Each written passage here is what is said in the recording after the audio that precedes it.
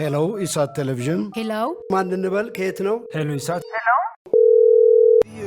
ኢሳት ነጻ የህዝብ ሚዲያ ወትሮም ቢሆን የህዝብ አይንና ጆሮ እንደመሆኑ ይህንን የህዝብ ቅሬታ ማስተናገጃ መድረክ አሰናድቷል። በዚህም ያጋጠሙትን ወይም ያስተዋሉትን የመልካም አስተዳደር ችግር፣ የሙስናና የጉዳይ ገዳዮች ጉድኝት፣ የመብት ጥሰትና ስልጣንን ያለአግባብ የመጠቀም ጸረ ዲሞክራሲያዊ አሰራሮችን ይጠቁሙን። የሚመለከተውን የመንግስት አካል በማነጋገር ተጠያቂነት የሚሰፍንበትን መፍትሄ እናፈላልጋለን። በስልክ ቁጥሮች 0901 458845 ወይም 0901 451145 በተጨማሪም በ0944 02 11 11 በ0906 77 42 92 ይደውሉ። ልናስተናግደው ዝግጁ ነን። ኢሳት ነጻ የህዝብ ሚዲያ። ሰላም ጤና ይስጥልን ተመልካቾቻችን፣ ከኢሳት ነጻ የህዝብ ሚዲያ ለሰኔ 2 2018 ዓ.ም ያዘጋጀናቸውን የቀን ዜናዎች ይዘን ቀርበናል። ከዜናዎቹ ጋር ሙሉቀን ሰለሞን ነኝ።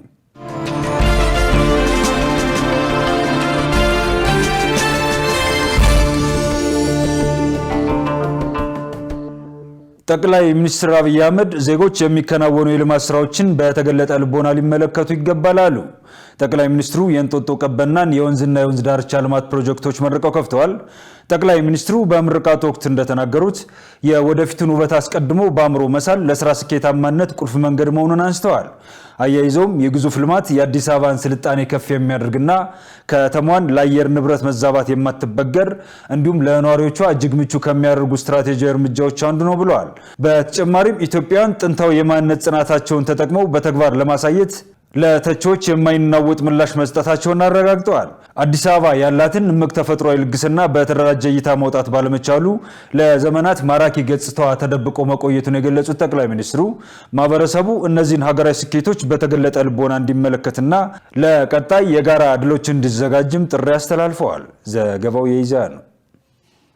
የሳውዲ አረቢያ ኩባንያዎች በኢትዮጵያ ኢንቨስትመንት ለማድረግ ፍላጎት እንዳላቸው አስታወቁ።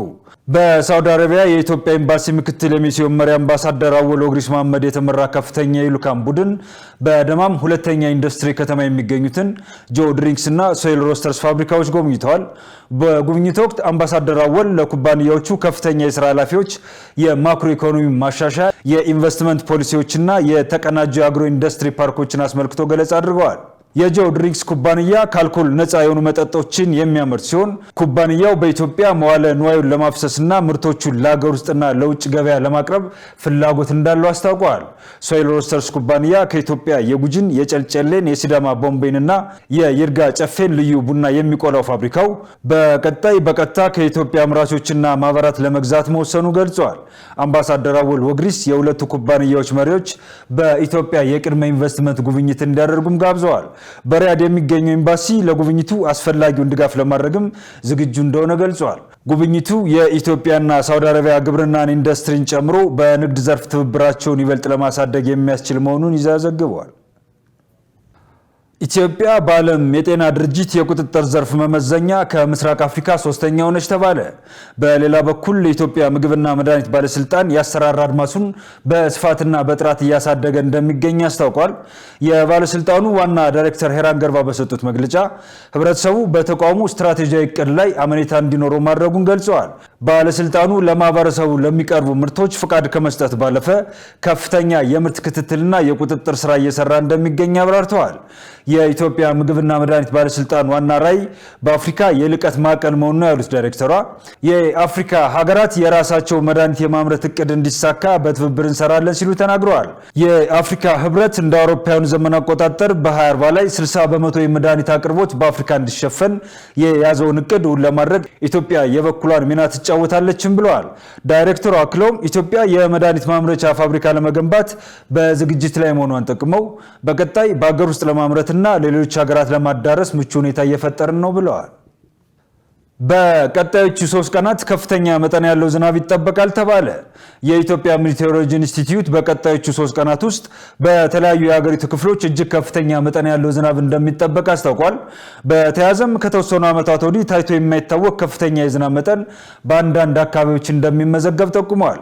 የአየር ትንበያ መረጃው እንደሚያመለክተው በመጪዎቹ 3 ቀናት በምዕራብ፣ በማዕከላዊ፣ በምስራቅና በደቡብ ትግራይ፣ በምዕራብና በምስራቅ አማራ፣ በምዕራብ፣ በደቡብ፣ በምስራቅና መካከለኛ ኦሮሚያ ዞኖች ከቀላል እስከ ከባድ መጠን ያለው ዝናብ ይጠበቃል። በቤንሻንጉል ጉሙዝ ክልል፣ በማዕከላዊ ኢትዮጵያ ክልል፣ በሲዳማ፣ በደቡብ ምዕራብ ኢትዮጵያ ክልል፣ በጋምቤላ እንዲሁም በደቡብ ኢትዮጵያ ክልል ሰሜናዊ ክፍሎች በተመሳሳይ ከቀላል እስከ ከባድ መጠን ያለው ዝናብ እንደሚኖር ትንበያው አሳይተዋል። በተለየ ሁኔታ በአንዳንድ አካባቢዎች ከፍተኛ የጎርፍ ስጋት የሚፈጥር ዝናብ እንደሚጥል ትንበያው አስጠንቅቋል። በሌላ በኩል በአንዳንድ የሀገሪቱ ክፍሎች ከፍተኛ የሙቀት መጠን እንደሚመዘገብ የተገለጸ ሲሆን በተለይም በምዕራብ አማራ፣ በጋምቤላ፣ በአፋር ክልልና በሰሜን ሶማሊያ አካባቢዎች ከፍተኛው የሙቀት መጠን ከ32 ዲግሪ ሴልሺየስ በላይ ሊደርስ እንደሚችል የትንበያ መረጃው ያመለክታል። ተመልካቾቻችን ከኢሳት ነጻ ህዝብ ሚዲያ የሚተላለፉላችሁ የቀን ዜናዎቻችን እንደቀጠሉ ናቸው። ወደ ዜና እንሻገር።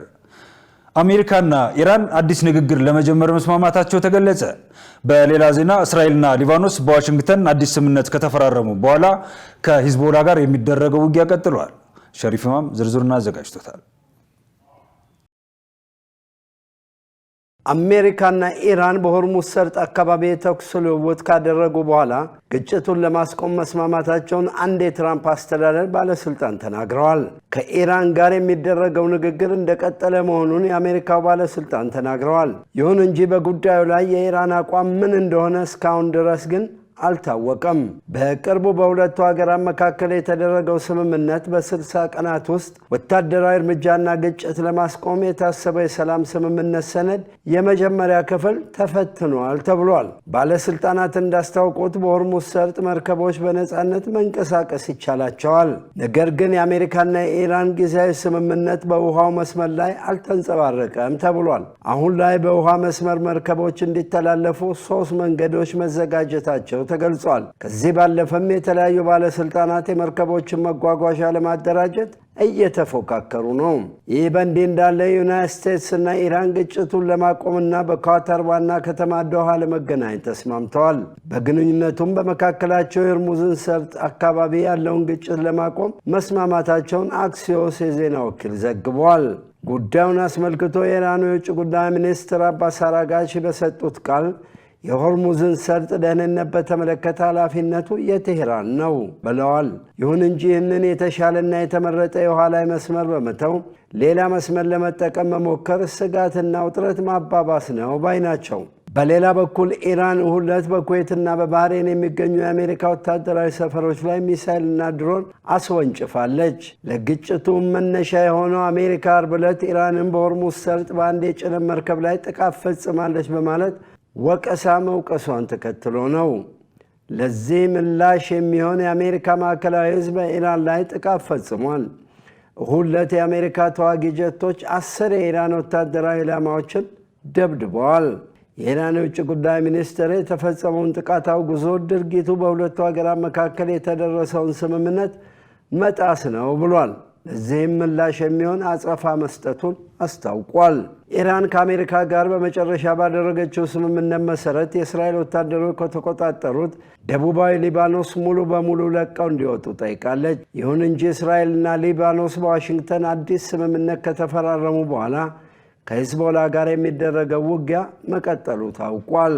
እስራኤልና ሊባኖስ በዋሽንግተን በርካታ ቀናት የፈጀ ድርድር ካደረጉ በኋላ የመግባቢያ ሰነድ ተፈራርመዋል። ይህንን ስምምነት የእስራኤሉ ጠቅላይ ሚኒስትር ቤንያሚን ኔታንያሁ እንደ መልካም እርምጃ ቆጥረውታል። ይሁን እንጂ የሊባኖስ የመንግሥት ሚዲያ ሁለት ሪፖርት እንዳደረገው እስራኤል በደቡባዊ ሊባኖስ የአየር ጥቃት ፈጽማለች። የእስራኤል ጦር በበኩሉ በደቡባዊ ሊባኖስ የሚገኝ የመሬት ውስጥ መተላለፊያ ማውደሙን አስታውቋል። በኢራን የሚደገፈው ሂዝቦላ ደግሞ በእስራኤልና በሊባኖስ መካከል የተደረሰው ስምምነት ፈራሽ ነው ብሏል። በመካከለኛው ምስራቅ ሰላም ያሰፍናል፣ በአካባቢው ሰላማዊ መርከቦች እንቅስቃሴ ይፈጥራል በሚል በአሜሪካና ኢራን መካከል ስምምነት ተፈርሞ ነበር። በደቡባዊ ሊባኖስም በተመሳሳይ የሰዎችን ሞትና የንብረት ውድመት ያስቀራል የተባለ ስምምነት በአሜሪካ አደራዳሪነት በእስራኤልና በሊባኖስ መካከል ተፈርሞ ነበር። ሁለቱም ስምምነቶች ለሳምንታት ያህል ዕድሜ እንኳን ጸንተው አልቆዩም። ሁለቱም ወገኖች ተመልሰው ወደ ግጭት እየገቡ ነው። ለምን? ምላሽ የሚሻ ጥያቄ ነው። ዜናውን ስናዘጋጅ አልጀዚራ፣ ሲኤንኤን እና ዲደብሊውን በመረጃ ምንጭነት ተጠቅመናል። ተመልካቾቻችን ከኢሳት ነጻ የህዝብ ሚዲያ ለሰዓቱ ያዘጋጀናቸው የቀን ዜናዎቻችን የተከታተሏቸውን ይመስሉ ነበር። ከዜናዎቹ ጋር ሙሉቀን ሰለሞን አብሬያችሁ ቆየው። መልካም ጊዜ ይሁንላችሁ።